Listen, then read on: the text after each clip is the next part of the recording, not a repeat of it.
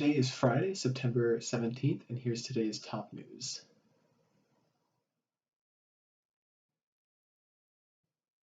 One CNN article said that there are over 9,500 people that are migrants trying to live under a bridge in Texas.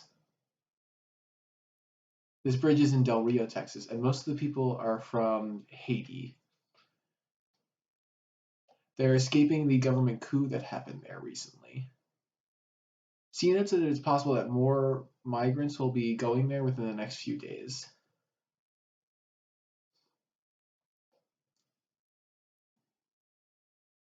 The New York Times said that there are many people using that bridge as a temporary staging area to process immigrants trying to enter the country.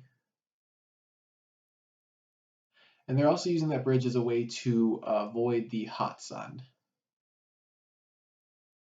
Texas Governor Greg Abbott ordered the state police and the National Guard to go and help support the police in Del Rio.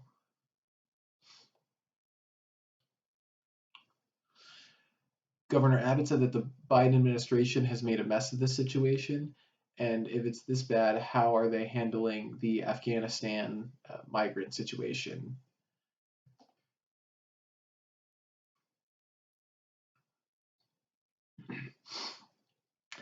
The CNN article said that most people will be sent back to their home country in this situation, and it might take up to 2 weeks to process immigrants that are coming in from that 9,500 people.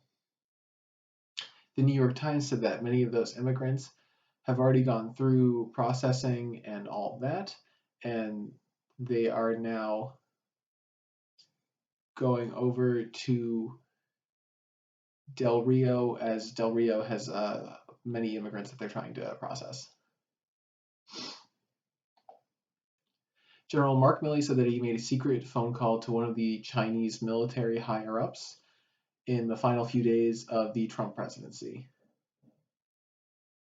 The reason for the call was that he wanted to state that the Trump presidency would not attack without his say-so first.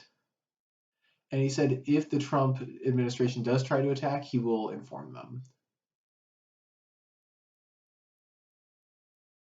He said that the call was perfectly included in his duty and is okay, and Milley said that there would be more discussion in depth on that phone call when he testifies in front of court.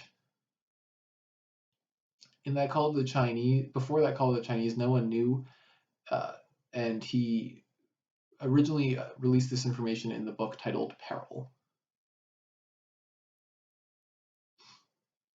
Sequoia National Park in California closed on Tuesday because they've had 2 wildfires from lightning storms. These are the world's largest trees. They're called General Sherman trees.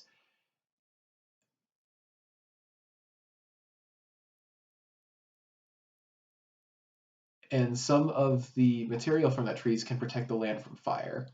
And they've been working to try and save those trees from getting burnt up.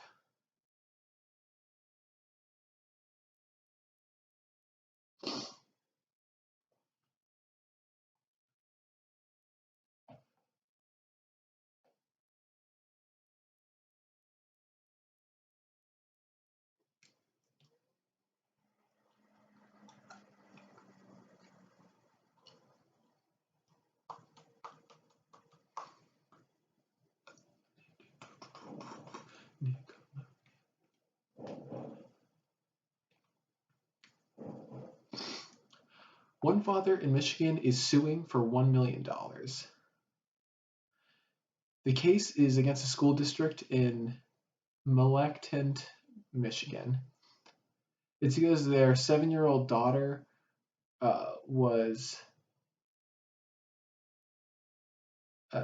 teacher hadn't asked permission to do something with their 7-year-old daughter. In an explanation of what happened in last March, the daughter, named Jenny, arrived home and got a haircut on one side of her head. The daughter said that there were other kids in class that were using scissors to cut their hair on the school bus. So the father went to the barber to make it, look clean, fix it up, and make it even. So 2 days later, the girl arrived home from school, and two other students had also had their hair cut short. So the teacher had gone ahead and cut other people's hair as well, and wanted to make it fair for everyone. The father was enraged at this and went to the school district. The school district investigated this in last July and said that staff who was cutting hair is they confirmed that staff was cutting hair and that broke school policy. However, they stated that they cut hair with good intentions and that there was no racism involved. The father stated that this broke the school's constitution and his daughter's rights, and that this is racial discrimination.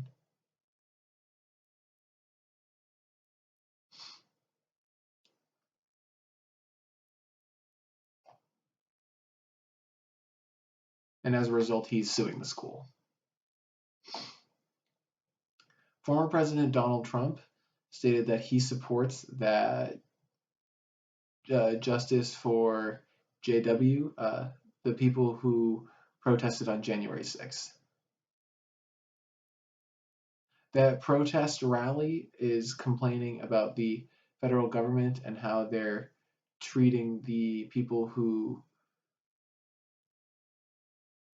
broke into the United States Capitol building and assaulted police officers on January 6th.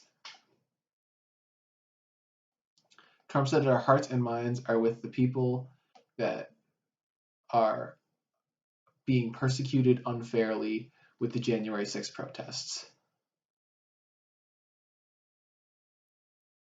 And he said, in the end, justice will prevail.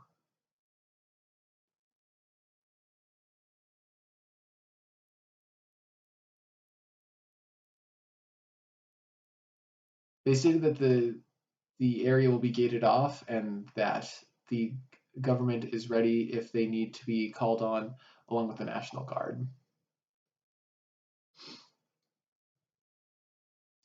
The U.S. military admitted today that they made a mistake in the drone strike in Kabul.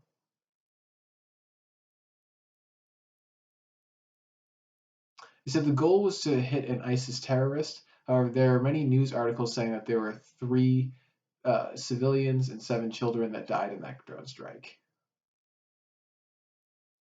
The U.S. military in the past has said no, that was the right target. It was appropriate.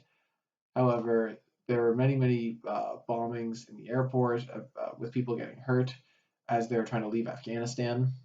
And so the U.S. admitted that they were wrong in committing that drone strike, and they're offering their sympathy and support.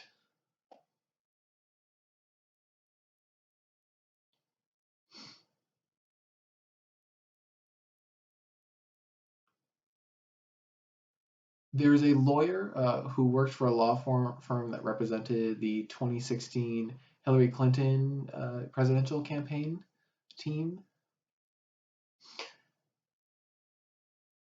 And that lawyer has been indicted by the Justice Department, stating that he lied to the FBI. He was indicted by a consul who said that this lawyer reached out to the FBI to show that they had that Trump had secret back channels with a Russian banker. So the FBI asked that lawyer if he was the only one, if any of those clients he represented could corroborate this, and he said no, that they couldn't. It's just me.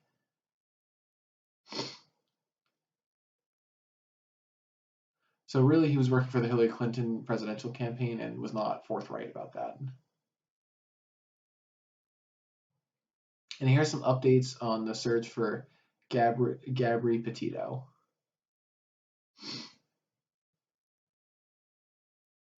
She was in a van with her boyfriend, and the police said they had over 1,000 different tips from different people, and they're now looking for in Wyoming in a national park for Gabby.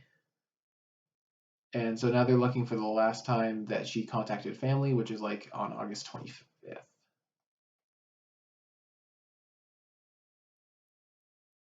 So they're still looking around in a lake in that park, and her boyfriend, named Brian Landrine, drove to his home in Florida last September, on September 1st. However, his girlfriend was not with him when he drove home.